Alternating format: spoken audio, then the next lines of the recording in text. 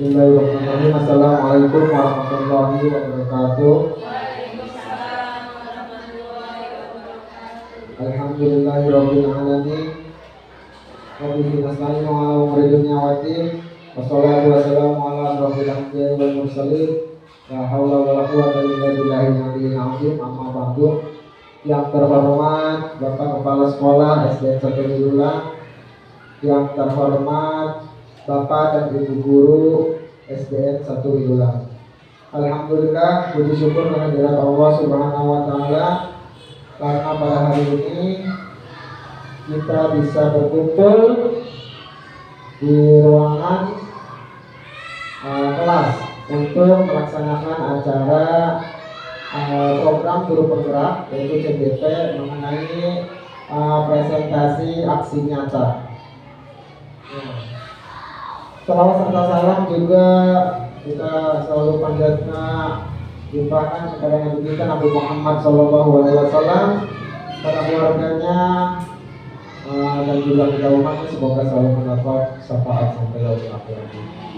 Bapak dan Ibu Guru, acara hari ini yaitu tentang modul aksi nyata mengenai budaya positif. Nah, sebelumnya mari kita buka dengan membaca basmalah. Bismillahirrahmanirrahim. Acara yang pertama yaitu sambutan yang akan disampaikan oleh Bapak Kepala Sekolah SDN 1 Widula. Kami persilakan.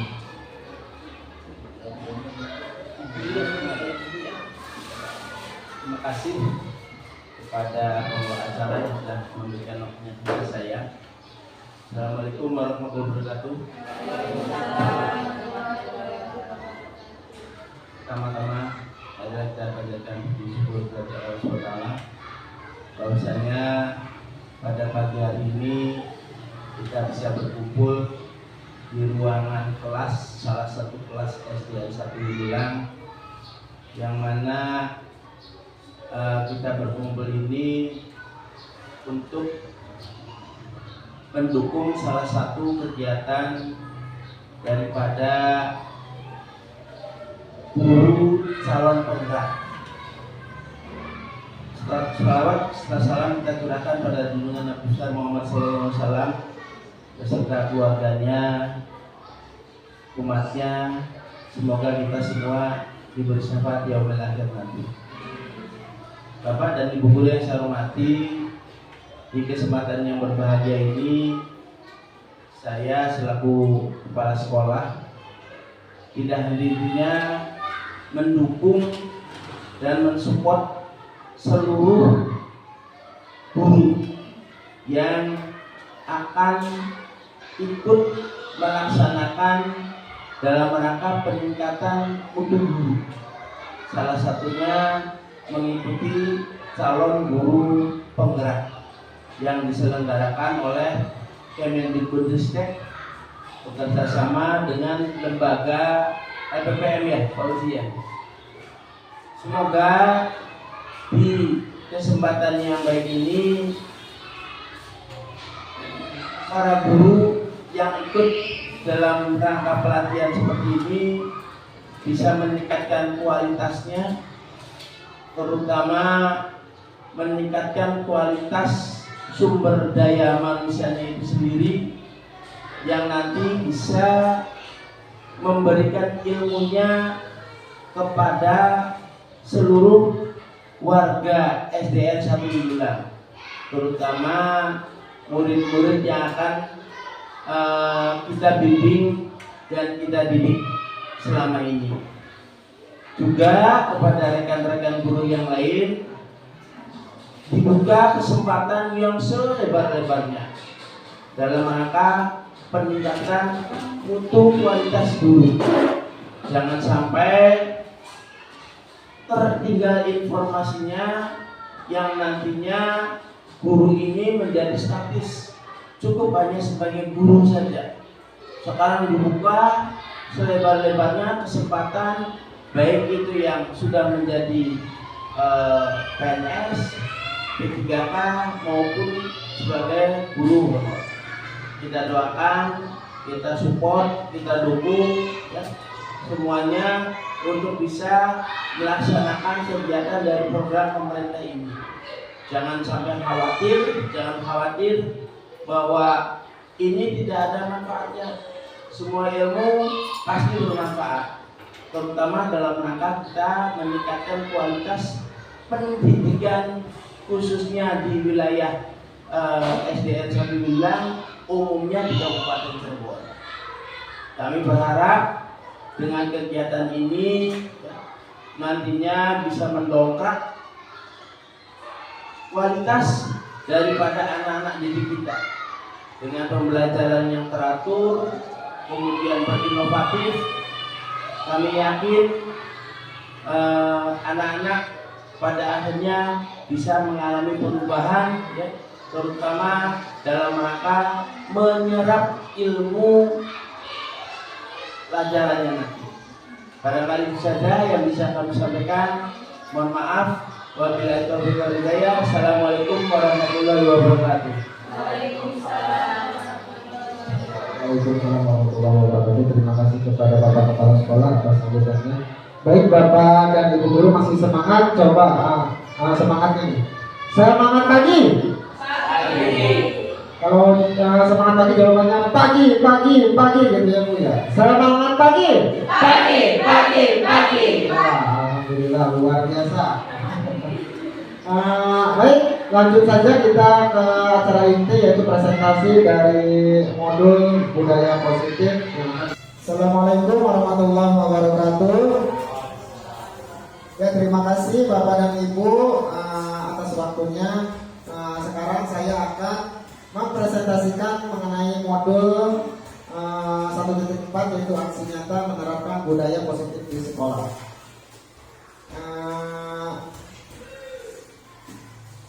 Saya merupakan CGP angkatan 9 dari SDN Sabibilang. Ya, ini adalah pengajar praktik saya Bapak Yogi Komara dan juga fasilitatornya Ibu Rena Susilawati. Nah, Bapak Ibu masih semangat ya? Sebelumnya kita ini dulu nih. Kita senam otak dulu. Boleh ikuti gerakannya ya. Coba semuanya berdiri Bapak dan Ibu. Oke. Ini ke depan seperti ini. Tangan kanan, tangan kirinya ke belakang ini, ke belakang. Nah, biasanya gitu ya. Siap. Nah, ini ke depan, ini ke belakang siap. Nah, putar. Ya,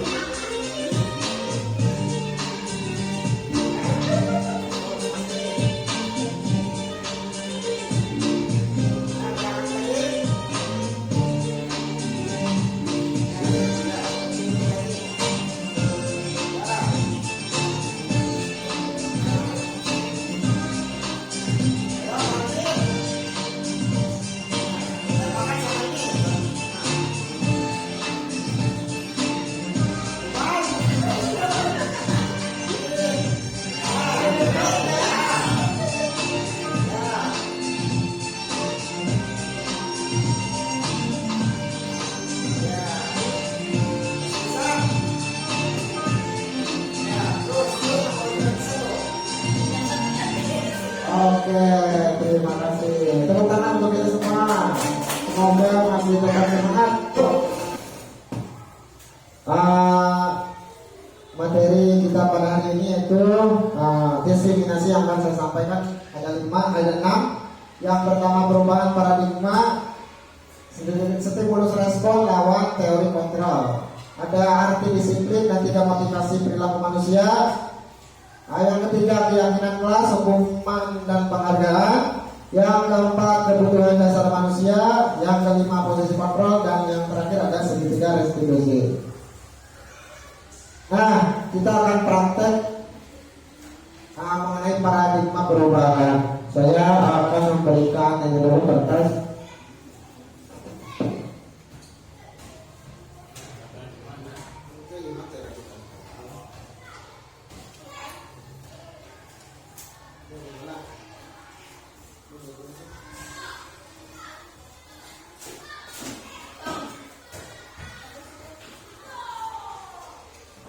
Baik Bapak dan Ibu, kegiatan kepalan tangan. Silahkan tulis benda atau sesuatu yang sangat berharga, menurut Bapak dan Ibu. Benda atau sesuatu lah pokoknya yang sangat berharga. Yang sangat berharga nih apa nih menurut saya gitu? Apakah misalkan HP, apa misalkan dompet, atau misalkan istri, anak, pacar, uang, atau terserah, pokoknya yang menurut Bapak dan Ibu itu paling berharga, yang sangat bernilai, yang paling berharga. Silakan ditulis.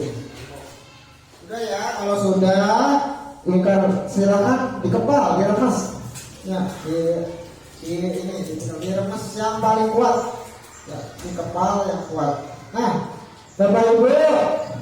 Nah, sekarang sudah dikepal. Coba, sekarang saya akan coba nih, Rumai. Mau gak nih ngelepasin kepalanya nih? Coba dikepal Rumai. Ada. Rumai, ini saya ada uang nih, 20.000. Mau gak Rumai ngelepas kepalanya itu buat saya? So, hah? Kenapa ini rumahnya buat bensin loh atau buat pulsa? Oke, Bu Mala, coba saya lihat Bu Mala. Mana kepala tangannya Bu Mala? Nah, dikepal dulu Bu Mala. Nah, Bu Mala, ini saya ada uang 30.000. Mohon Bu Mala serahkan kepala itu atau dibuka. Nanti Bu Mala saya kasih uang 30.000 Bu Mala. Mau nggak Bu Mala? Bu Mala nggak mau? Ya, nggak mau. Nah, coba sekarang Pak Oji, 30.000 Pak Oji buat beli bensin, buat beli pulsa, saya tambahin lagi 40.000, mau nggak Pak Oji? Nggak mau. Kenapa Pak Oji? Tetap nggak mau. Bu Gina, coba saya kasih 50.000 deh, Bu Gina, mau nggak? Saya kasih 50.000. Tidak mau. Tetap nggak mau. Rumah?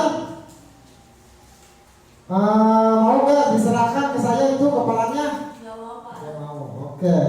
Nah, tetap tidak mau diserahkan kepalanya. Ya, coba kalau dipaksa mau gak nih Pak Oji dipaksa?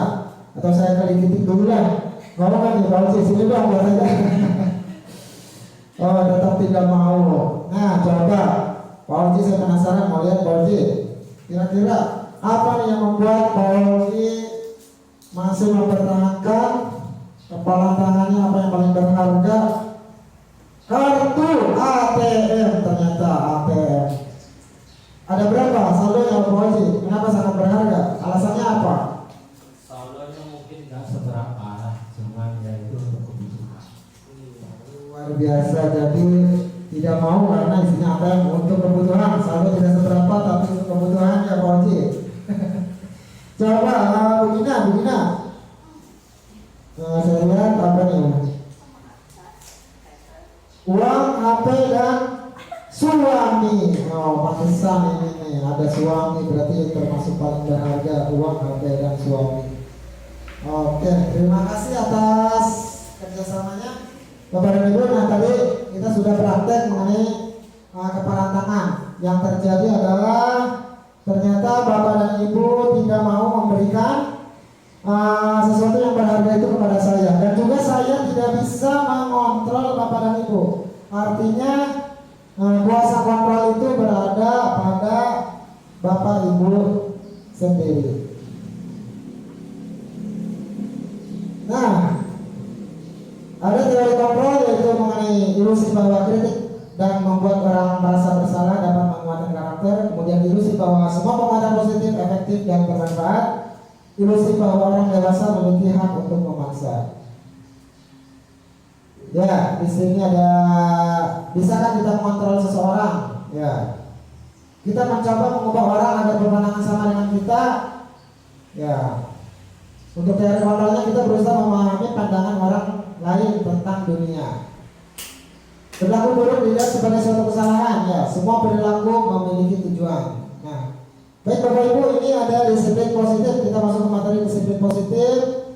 Arti disiplin positif yaitu menerapkan sikap disiplin yang bertujuan menumbuhkan kesadaran serta memberdayakan anak mandiri melakukan suatu tanpa iming-iming, hukuman, sokongan, ancaman maupun hadiah dengan harapan mendorong motivasi intrinsik. Nah, tadi kaitannya dengan tadi saya memberikan uang, ya saya memberikan hadiah, ternyata Bapak Ibu tidak mau memberikan sesuatu yang berharga. Itu adalah motivasi eksternal atau motivasi dari luar. Nah, adanya disiplin positif itu artinya menumbuhkan atau mendorong motivasi yang ada dalam diri pribadi. Nah, Bapak Ibu, di sini ada motivasi perilaku manusia, ada motivasi eksternal, motivasi internal. Ya, motivasi eksternal ini untuk menghindari ketidaknyamanan atau hukuman. Nah, biasanya untuk mendapatkan imbalan dari orang lain atau institusi. Motivasi internal ini tujuannya adalah positif, yaitu untuk menghargai diri sendiri, menjadi insan sesuai harapan kita. Nah, budaya positif diawali dengan peraturan kelas, peraturan yang kita sepakati antara guru dan murid, kemudian dibentuk menjadi kalimat positif, ya menjadi sebuah keyakinan kelas yang memiliki nilai-nilai kebajikan. Keyakinan kelas terbentuk akan membentuk lingkungan positif. Nah, dari lingkungan positif inilah akan muncul budaya positif. Nah, Bapak Ibu, keyakinan kelas, hukuman dan penghargaan. Nah, untuk mendukung motivasi prinsip ini kembali ke nilai-nilai keyakinan lebih menggerakkan seorang untuk dibandingkan menulis serangkaian peraturan-peraturan. Nah, keyakinan kelas ini mendukung motivasi intrinsik kembali ke nilai-nilai keyakinan lebih menggerakkan seorang dibandingkan menulis serangkaian peraturan. Nah, biasanya guru berperan mewujudkan terbentuknya keyakinan kelas dengan adanya kesepakatan antara guru dan murid. Keyakinan berupa pernyataan universal yang mudah diingat, dipahami, dan harus diterapkan dalam lingkungan sekolah.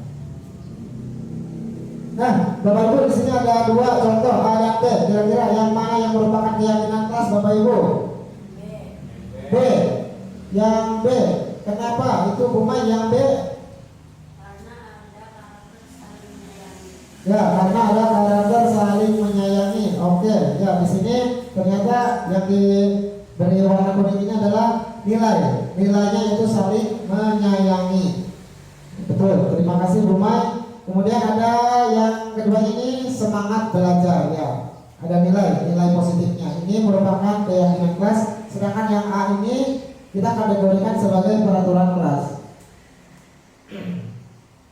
Nilai yang kebajikan yang ada dalam keyakinan kelas yaitu ada tanggung jawab, disiplin, kesabaran, kesehatan, keselamatan, komitmen, menghormati orang lain dan diri sendiri, keamanan, dan saling menghargai, dan juga lain-lain. Nah, ini Bapak Ibu termasuk ke mana nih? Coba dijawab.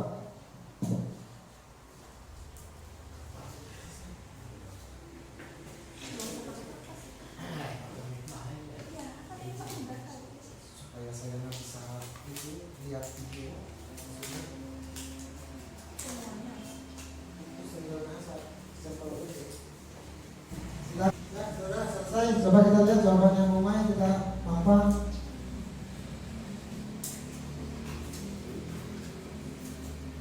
Ya, Pak Oji, Budina, Kumala. Oke, kita cek. Selalu kembalikan buku ke tempatnya, tanggung jawab.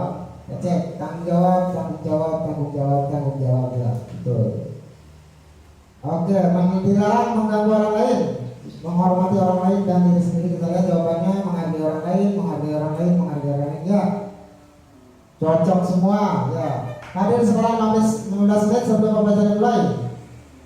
Apa nih? Disiplin, menghargai orang lain. Ya, menghormati orang lain, atau komitmen ya sesuai. Dilarang melakukan kekerasan, keselamatan menghormati orang lain, keselamatan menghormati orang lain, keselamatan sesuai. Dilarang menggunakan narkoba. Apa nih?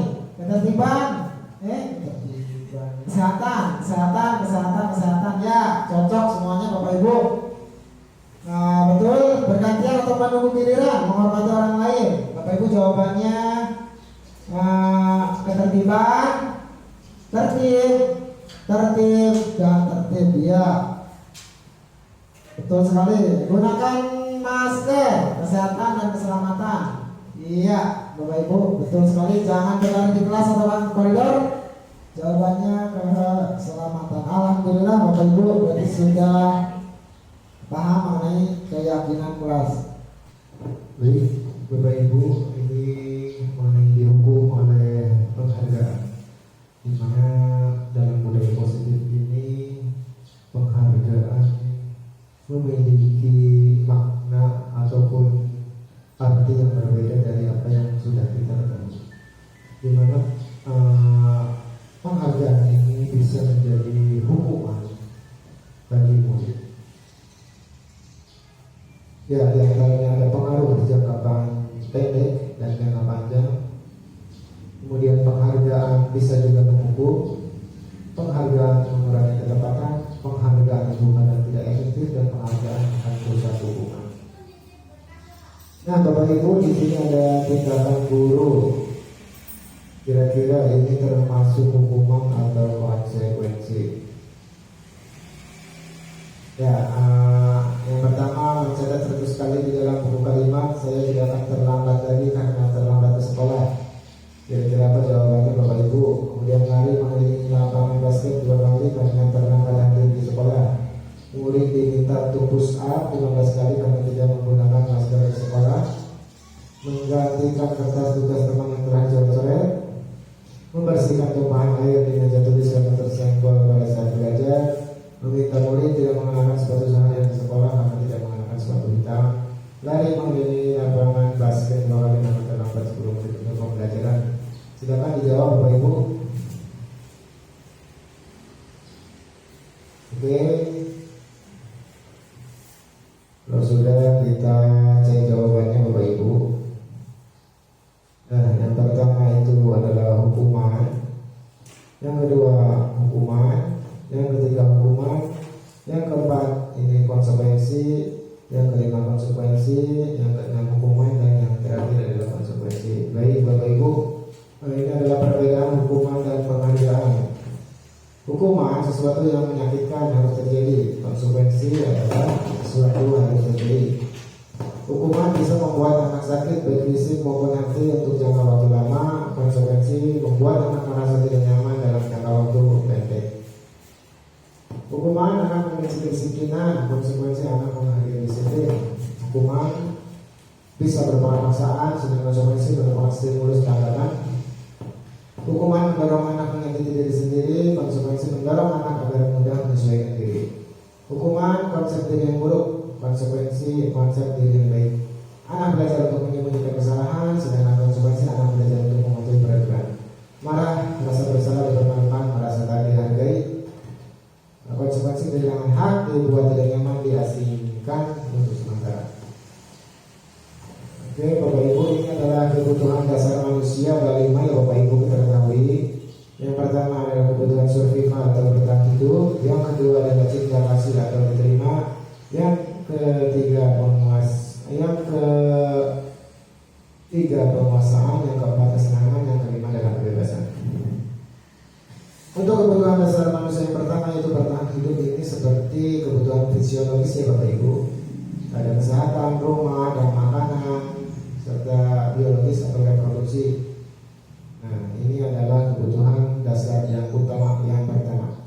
Yang kedua adalah penguasaan atau kebutuhan pengakuan atas kemampuan. Yang lainnya bisa keinginan untuk dianggap berharga, kekuatan untuk mencapai sesuatu, diakui atas prestasi dan keterampilan, didengarkan dan memiliki harga diri.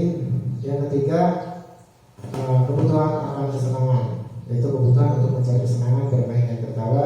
Yang keempat, kasih sayang yang bisa diterima. Yang kelima, kebebasan kebutuhan akan pilihan. Anak-anak dengan kebutuhan kebebasan yang tinggi menginginkan pilihan. Nah, itu kebutuhan dasar. Coba Bapak Ibu,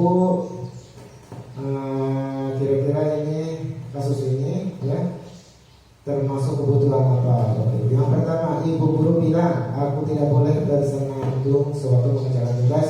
Katanya kelas harus tenang, tidak ada suara, padahal kan aku suka dan senang. Ini kira-kira kebutuhan apa Bapak Ibu? Ibu guru tidak menyapaku hari ini, padahal aku pakai jepit rambut terus. Ini kebutuhan apa Bapak Ibu? Aku bosan, masa belajar cuma gitu-gitu aja dengerin ibu guru saya. Kebutuhan apa Bapak Ibu? Aku sebel gambarku tidak rapi, malah ibu guru nungguin ke teman-temanku di depan kelas. Silakan Bapak Ibu boleh mengisinya kira-kira apa? Oke, Bapak Ibu kita bahas. Yang pertama, ibu guru bilang aku tidak boleh bersenandung sewaktu mengerjakan tugas. Katanya kelas harus tenang, tidak ada suara. Padahal aku suka dan senang menyanyi. Ini kebutuhan apa? Jawabannya ada kesenangan. Ya, tentang kesenangan ya Bapak Ibu. Berarti si anak ini senang apa? Menyanyi. Ya betul. Terima kasih. Ibu guru tidak menyapaku hari ini, padahal aku pakai jepit rambut baru. Kira-kira apa? Kasih sayang, perhatian atau kasih sayang, cinta kasih. Ya, jawabannya semua sama tentang cinta dan kasih sayang. Menyapaku hari pada aku pakai jepit rambut baru, berarti dia ingin dicintai, ingin diperhatikannya. Nah, ini berkaitan dengan cinta kasih sayang. Aku bosan, masa belajarnya cuma gitu-gitu aja deh. Apa nih? Kebebasan, kesenangan. Jawabannya apa nih? Aku bosan, masa belajarnya cuma begitu aja. Berarti anak ini cepat merasa bosan, bisa pengennya bebas ya. Oh ya, sepertinya apa aja? Berarti berhubungan dengan kebebasan. Aku sebel, gambarku tidak rapi, malah ibu guru nunjukin ke teman-temanku di depan kelas. Ini tentang survival, bertahan hidup, penguasaan. Tentang apa nih? Gambarku tidak rapi, malah ibu guru nunjukin ke teman-temanku di depan kelas. Dia karena tidak menguasai menggambar ya. Ya, berarti tentang penguasaan. Oke, terima kasih Bapak Ibu. Ya, berarti sudah paham ya tentang kebutuhan dasar manusia. Ada 5 posisi kontrol guru sebagai pengukur, pembuat rasa bersalah, pemantau, manajer, dan juga teman. Nah, baik kita mengenai posisi kontrol guru. Posisi kontrol dalam restitusi adalah proses perjalanan seorang pendidik agar dapat mengenali dirinya. Pada video kali ini, Nah, ini sebagai posisi pengukur.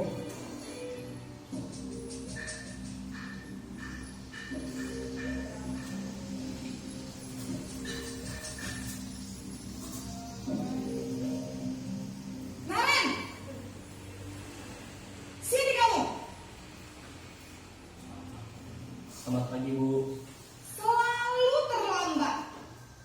Kamu deh, pasti terlambat. Maaf Bu, saya Apa coba? Alasan kamu apa lagi? Kapan sih kamu tidak terlambat? Malas sekali ya kamu jadi anak. saya Dasar pemalas. Gak kapok-kapok sih kamu. Sudah berapa kali terlambat? Sana, kamu keliling lapangan basket 2 kali. kenapa saya harus keliling lapangan basket Bu? Kenapa? Kamu melawan ibu. Berani-beraninya jawab. Sudah terlambat, masih berani jawab pula. Sekarang, keliling lapangan basket 5 kali sekalian. Biar kapok. Cepat. Pergi sana ke lapangan basket. Posisi penghukum biasanya berbicara dengan nada tinggi, menghardik, menunjuk-nunjuk, menyakiti, dan menyindir. Hukuman bisa berupa fisik maupun psikis. Ibu dan bapak guru hebat. Dampak yang terjadi pada murid ketika guru berada pada posisi penghukum adalah murid cenderung akan memberontak, bahkan menyimpan dendam.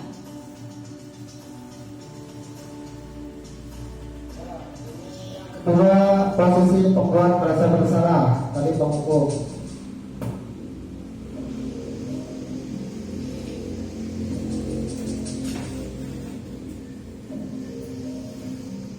Naren,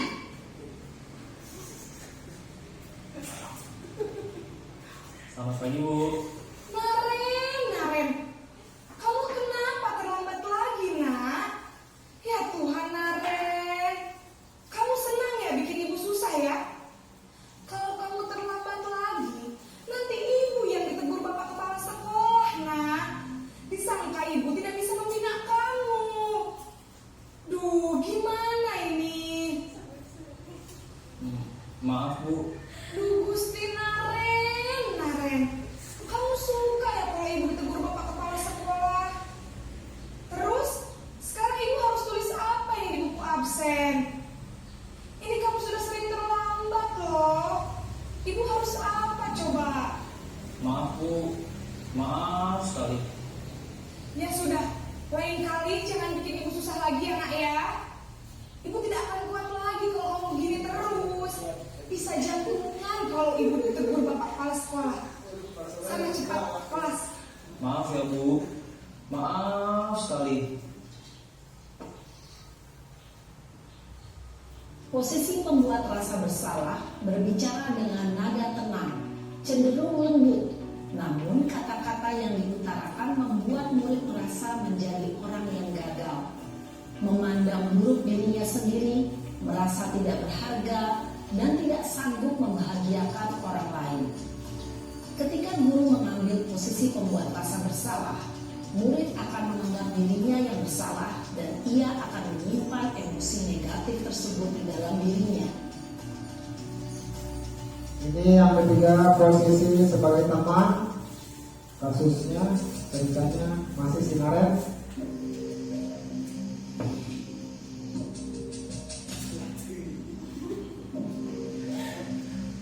Naren,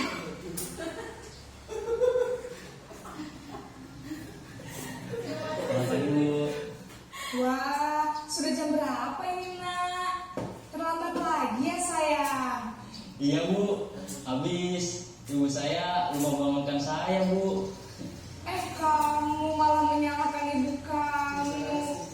Kamu bukannya anak yang larinya paling kencang. Kok terlambat sih? Iya Bu. Saya memang terlambat bangun tadi. Jadi biarpun saya lari kencang, tetap gak kejar Bu. Ya sudah sana. Nanti lain kali larinya lebih kencang lagi ya. Biar gak terlambat lagi. Bikin senang ibu. Demi ibu. Bisa kan? Bisa Bu. Ya sudah sana masuk kelas. Ibu beresin urusan absen kamu. Kamu ini ada-ada saja. Dalam posisi teman, guru berbicara dengan nada suara ramah, akrab, cenderung bersendah gurau untuk menjaga suasana tetap santai. Murid akan merasa senang, aman, dan akrab dengan guru. Identitas yang tercipta adalah identitas sukses atau berhasil. Namun, perlu diingat, karena ini masih dorongan eksternal, maka ada faktor ketergantungan dari murid kepada orang tertentu. Di sini guru absennya, sehingga di lain waktu murid bisa berperilaku baik, namun hanya kepada orang-orang tertentu saja.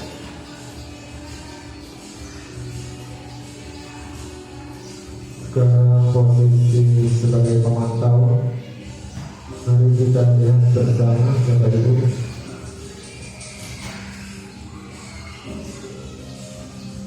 Naren,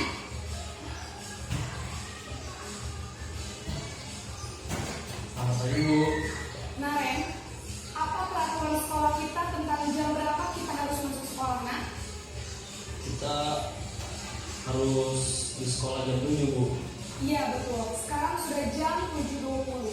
Naren sudah tahu konsekuensinya jika terlambat hadir. Paham Bu, saya harus tinggal kelas pas jam istirahat selama 20 menit. Iya benar, konsekuensinya demikian. Jadi nanti jam 9.30 pas istirahat, kamu harus tinggal di kelas, kerjakan tugas tambahan untuk ketertinggalan kamu, ya? Baik Bu. Posisi pemantau mengandalkan penghitungan atau data untuk mengontrol murid. Guru mengarahkan murid berdasarkan peraturan dan konsekuensi. Seorang pemantau menunjukkan bahasa tubuh dan ekspresi wajah yang datar dan cenderung formal.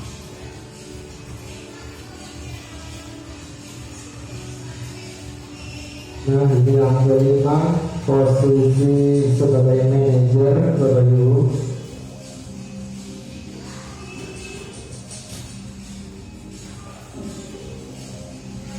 Naren!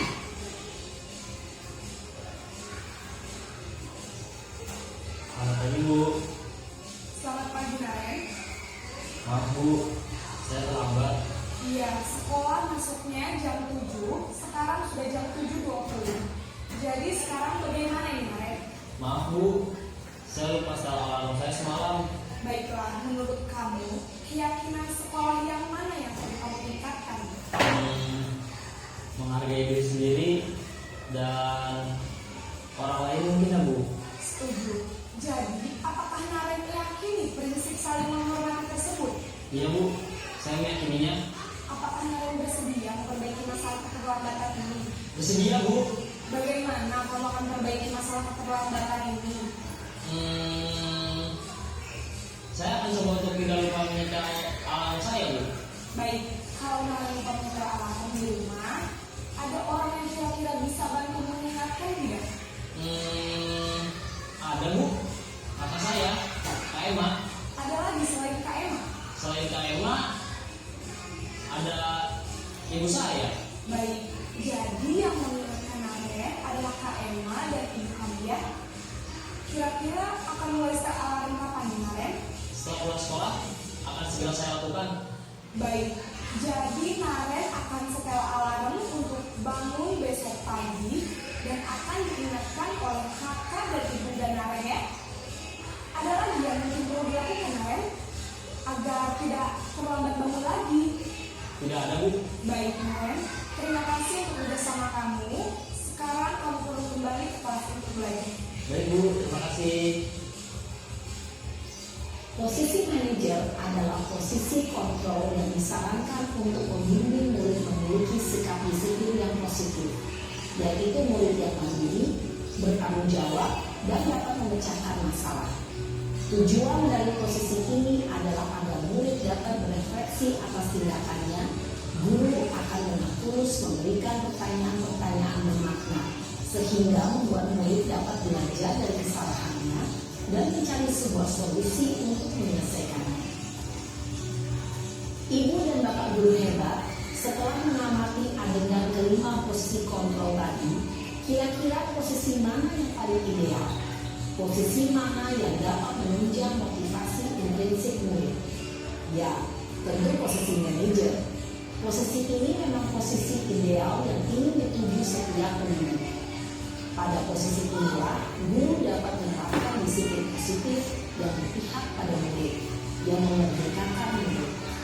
Perjalanan seorang pendidik tentunya tidak mudah untuk sampai pada posisi seorang manajer. Namun, tujuan kita pasti, yaitu menciptakan murid-murid yang mandiri, merdeka, dan bertanggung jawab. Semoga penggambaran 5 posisi kontrol yang telah diperlihatkan ini dapat menjadi ajang refleksi bagi kita semua, agar dapat terus mengasah dan menerapkan disiplin positif yang memerdekakan murid. Mari terus berlatih dan bersemangat. Selamat menerapkan. Salam dan bahagia, Ibu dan Bapak Guru hebat. Baik Bapak Ibu, mengenai tadi sekarang kita diskusi di mana posisi Anda sebelum belajar modul disiplin positif. Posisinya di mana? Sebagai penghukum, manajer, teman, atau sebagai pemberi rasa bersalah? Pak Oji sebelumnya di posisi apa Pak Oji? Penghukum Pak. Oh, Pak Oji biasa di posisi penghukum. Pada saat itu perasaannya gimana Pak Oji? Ketika menghukum anak? Ya perasaannya pertama nggak tenang, Tidak tenang. pasti memiliki rasa bersalah Ya. dalam menghukum siswa. Oh, jadi merasa menyesal ya, tetap ya. Tetap ada. Yang kedua darah tinggi Pak. Darah tinggi. Darah tinggi namun kalau sering marah tensinya naik Pak. Oh, jadi tensinya naik ya, darah tinggi ya. Kira-kira Pak Oji sekarang nih sudah tahu 5 posisi kontrol. Pak Oji pengennya ada di posisi mana Pak Oji? Untuk sekarang mungkin posisinya sebagai teman. Mungkin sebagai teman. Perasaannya bagaimana tuh? Ya lebih enakan, lebih tenang lah. Jadi tidak terlalu mengeluarkan banyak energi ketika marah kalau posisi itu enggak. Ya. Kalau sebagai teman mungkin lebih enak curhat mungkin antara guru dan murid gitu kan. Iya, iya. Sebagai Jadi teman akan merasa lebih dekat gitu ya. kita lebih tenang mungkin. Oke, baik, terima kasih kepada Pak Oji. Coba tepuk tangan dulu buat Pak Oji. Bapak dan Ibu, ini ada badannya, peraturan penata konsekuensi dari nilai-nilai manajer dan memperbaikinya.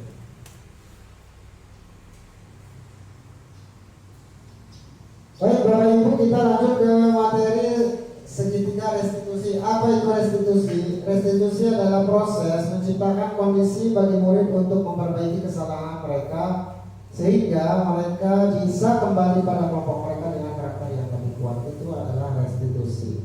Bisa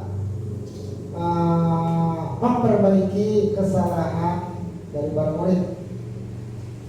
Oke Bapak Ibu, segitiga restitusi dalam penyelesaian masalah ini ada 3 aspek. Yang pertama adalah menstabilkan identitas untuk membuat murid yang merasa gagal karena berbuat salah menjadi positif terhadap dirinya.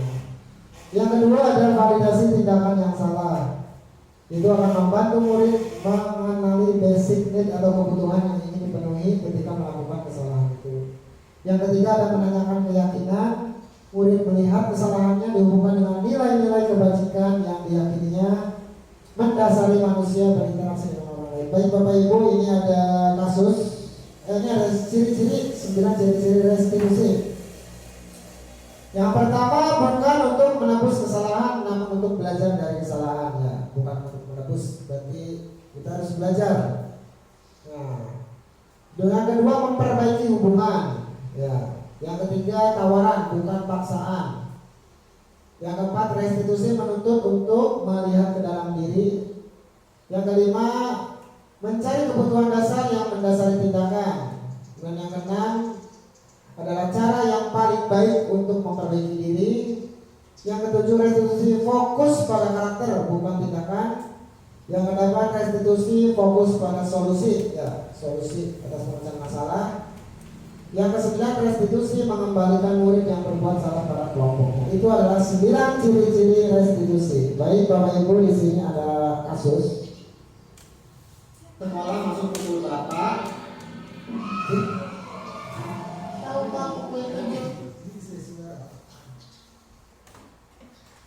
Ya, ini. Nah, berarti kamu sudah terlambat 30 menit. Memangnya kamu kenapa bisa? Ini dulu nih, ada kasus satu. Kuku datang terlambat masuk ke kelas, yaitu datang pukul 7.30. Kuku merasa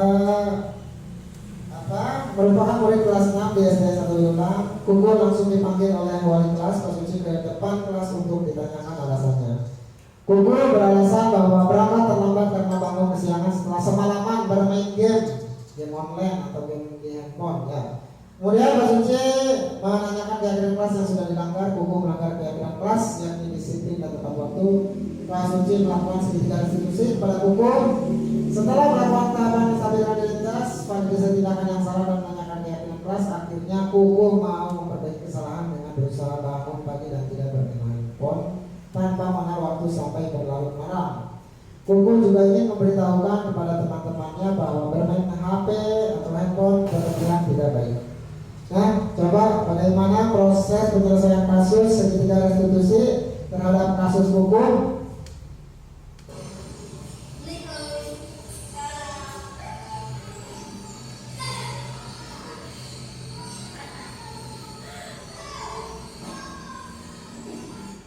Kuku, kamu tahu tidak kenapa kamu Bapak panggil ke depan? Tidak tahu Pak, emang kenapa Pak? Nah, kamu Bapak panggil ke depan karena kamu tadi datang terlambat masuk ke kelas. Coba kamu tadi masuk pukul berapa? Pukul 7.30 Pak. Nah, kamu tahu kan aturan di sekolah masuk pukul berapa? Kalau tidak sedikit yang salah. Tahu Pak, pukul 7. Nah, berarti kamu sudah terlambat 30 menit. Memangnya kamu kenapa bisa terlambat ke sekolah? Ya Pak, saya bangun kesiangan karena semalam saya main game di HP. Kuku, kamu harus bisa membagi waktu di rumah. Kapan waktunya bermain, kapan waktunya belajar, kapan waktunya membantu orang tua. Ya, kamu jangan sampai bermain HP, apalagi main game sampai larut malam. Ya Pak, saya minta maaf. Ya sudah, Bapak maafkan. Sekarang Kuku sudah tahu aturan sekolah masuk pukul 7 dan Kuku sudah melanggar keyakinan kelas karena terlambat masuk ke kelas. Kuku, kira-kira keyakinan kelas apa yang sudah kamu langgar? Disiplin dan masuk tepat waktu. Baik. Apa yang Kuku lakukan tidak selamanya adalah salah. Ya, karena setiap orang pasti pernah melakukan kesalahan. Tetapi ada baiknya kesalahan yang kita lakukan itu diperbaiki dan jangan sampai dilakukan kembali. Nah, Kuku, kira-kira kamu sanggup tidak untuk memperbaiki kesalahan kamu? Ya Pak, saya sanggup untuk tidak terlambat lagi sekolah dan tidak bermain HP sampai larut malam. Dan saya juga akan memberitahu kepada teman-teman saya. Baik Kuku, kamu sudah mau memperbaiki kesalahan kamu dan berusaha untuk berubah lebih baik lagi. Silakan Kuku, kamu boleh duduk kembali. Baik Pak, terima kasih. Nah, itu cara menyelesaikan kasus Kuku yang datang terlambat. Nah, ini ada juga kasus yang kedua nih. Ya, kasus Hera. Hera salah satu murid di SD 1 Gedulang. Ketika sedang belajar di kelas, Hera ketahuan sedang makan oleh guru kelasnya, ya Pak Suci. Kemudian Hera dipanggil ke kantor oleh Pak Suci untuk ditanyakan alasan makan di kelas. Hera menjawab bahwa dia makan di kelas karena bangun kesiangan dan belum sempat sarapan sehingga terburu-buru untuk berangkat sekolah. Hera telah melanggar keyakinan kelas untuk disiplin dan tertib di kelas. Pak Suci menerapkan segitiga diskusi untuk mengatasi permasalahan Hera. Akhirnya Hera bersedia memperbaiki kesalahan dengan bangun lebih pagi dan sarapan terlebih dahulu sebelum berangkat sekolah. Ya, bagaimana cara menyelesaikan kasus Hera yang sering makan di kelas? Tuliskan tumbuhan xerofil. Hera? Ya, coba tuliskan macam-macam tumbuhan xerofil. Apa saja? Hera, kamu tahu tidak kenapa kamu Bapak panggil ke kantor? Tidak tahu Pak. Iya, kamu Bapak panggil ke kantor karena kamu ketahuan ini kelas ketika orang-orang. Iya maaf, tadi saya tidak sengaja makan di kelas. Memang kenapa kamu makan di kelas? Apakah memang belum sarapan? Iya Pak, saya belum sempat sarapan karena saya bangun kesiangan sehingga saya terburu-buru berangkat sekolah. Hera, berbuat salah tidak apa-apa. Bapak juga pernah melakukan hal yang seperti itu. Tapi di sini Bapak juga menjawab salah dari yang benar. Pasti kamu punya alasan untuk melakukan hal tersebut. Nah, sekarang kamu sudah tahu kan apa yang sudah kamu lakukan itu tidak sesuai dengan keyakinan kelas. Kira-kira keyakinan kelas apa yang kamu sudah langgar? Disiplin dan tertib di kelas. Baik, sekarang Hera sudah tahu kan apa yang sudah Hera lakukan sesuai keyakinan kelas. Nah,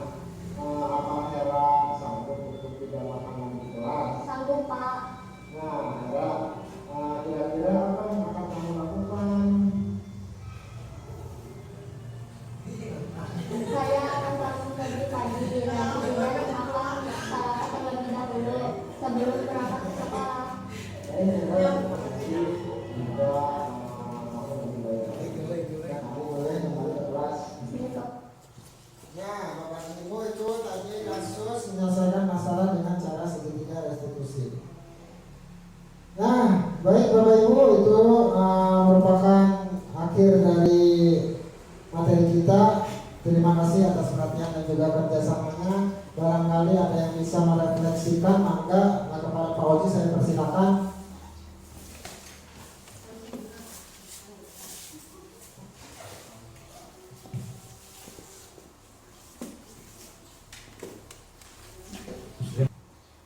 Terima kasih Pak Suci. Sungguh luar biasa pemaparan materi yang Pak Suci jabarkan. Saya akan merefleksikan dari apa yang kita lihat, apa yang kita saksikan bersama. Pada hari ini kita belajar tentang disiplin positif. Itu yang pertama. Yang kedua tentang teori motivasi. Yang ketiga tentang kesepakatan kelas. Selanjutnya kita belajar juga posisi kontrol guru. Terus ada 5 kebutuhan dasar manusia, dan yang terakhir segitiga restitusi. Terima kasih Pak Suci atas waktunya. Oke, terima kasih Pak Sayroji. Tepuk tangan buat Pak Sayroji. Baik Bapak Ibu, itu saja presentasi dari saya. Kurang lebihnya mohon maaf. Wassalamualaikum warahmatullahi wabarakatuh. Terima kasih waktu yang diberikan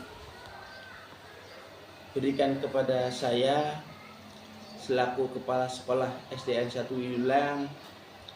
Saya pribadi cukup bangga, kemudian cukup mengapresiasi dan sangat mendukung kepada kegiatan calon guru penggerak seperti ini, karena biar bagaimanapun juga selaku guru untuk mengikuti kegiatan CGP ini tidaklah mudah, harus melalui tahapan-tahapan, kemudian mekanisme seleksi yang sangat ketat, dan alhamdulillah dari SDN 1 Wilulang terwakili untuk mengikuti pelatihan CGP ini. Kemarin kami sudah melakukan kegiatan berupa umpan balik dengan adanya diseminasi pemahaman budaya positif dalam rangka aksi nyata modul 1.4. Dalam kegiatan tersebut dibahas mengenai 6 materi. Yang pertama adalah disiplin positif, yang kedua adalah teori motivasi, yang ketiganya kebutuhan dasar manusia, yang keempat keyakinan kelas, yang kelima posisi kontrol guru, dan yang keenam segitiga restitusi. Meskipun kemarin dilaksanakan dalam rangka ya sangat sederhana, tapi bukan situasinya yang kami permasalahkan, tetapi dari inti-inti semuanya ini yang paling utama adalah bagaimana caranya bisa membawa perubahan di dunia pendidikan, baik itu di lingkungan sekolah SDN 1 Wilulang serta umumnya di Kecamatan Susukan Lebak. Kemarin yang dapat kami sampaikan adalah bahwa dari aksi nyata ini kami bisa merangkum bahwa ke depan kita harus bisa mengedepankan disiplin pribadi, terutama pada setiap individu anak. Yang kedua, dengan kesadaran individu tersebut diharapkan anak bisa termotivasi untuk mau belajar, meningkatkan pengetahuannya, didampingi oleh calon guru penggerak seperti ini. Yang ketiganya, bertahan hidup. Untuk bisa mampu bertahan hidup dalam artian memberikan kesenangan kepada pribadinya, kemudian kebebasan bersosialisasi, kemudian pemahaman tentang kasih sayang. Yang terakhirnya adalah kemampuan individu diharapkan meningkat, kemudian sebaik mungkin untuk bisa menyadari bahwa apa yang kita lakukan ini adalah bermanfaat untuk di kemudian hari, terutama di masa depannya. Kemudian yang terakhir tentang segitiga restitusi, kami bisa merangkum bahwa pendekatan kepada anak secara persuasif itu sangatlah penting dibandingkan dengan kalau kita lebih mengutamakan kepada hukuman atau punishment. Barangkali itu saja yang bisa kami sampaikan dalam rangka umpan balik dengan adanya diseminasi pemahaman budaya positif dalam rangka aksi nyata modul 1.4. Mohon maaf barangkali ada kesalahan. Wabillahi taufiq wal hidayah. Wassalamualaikum warahmatullahi wabarakatuh. Terima kasih. Assalamualaikum warahmatullahi wabarakatuh. Saya Gina Gamayanti, guru kelas 4, mengajar di SDN 1 Wilulang. Setelah menyaksikan pemaparan tentang budaya positif, saya merasa tercerahkan akan pemaparan calon guru penggerak. Sungguh luar biasa, dalam pemaparannya saya mendapatkan ilmu baru yang didapat meningkatkan kompetensi saya sebagai guru, terutama dalam hal disiplin positif yang selama ini kita disiplin hanya sebagai slogan saja, tetapi disiplin akan terlaksana jika ada pemantauan. Tetapi dalam hal ini apa yang beliau sampaikan adalah bagaimana cara menumbuhkan disiplin yang perbedaan dari maka disiplin biasa dan disiplin positif. Saya juga belajar tentang apa itu motivasi, 5 kebutuhan dasar manusia, keyakinan kelas, 5 posisi kontrol guru, dan segitiga restitusi, yang semua itu adalah ilmu yang sangat bermanfaat. Dengan diadakannya diseminasi pemahaman modul 1.4 adalah hal positif yang sangat luar biasa, sehingga saya yang belum mengikuti program CGP ini merasa tertarik dan takjub akan perjuangan calon guru penggerak ini. Selain beliau berusaha meningkatkan kompetensi pribadinya sendiri, namun beliau tidak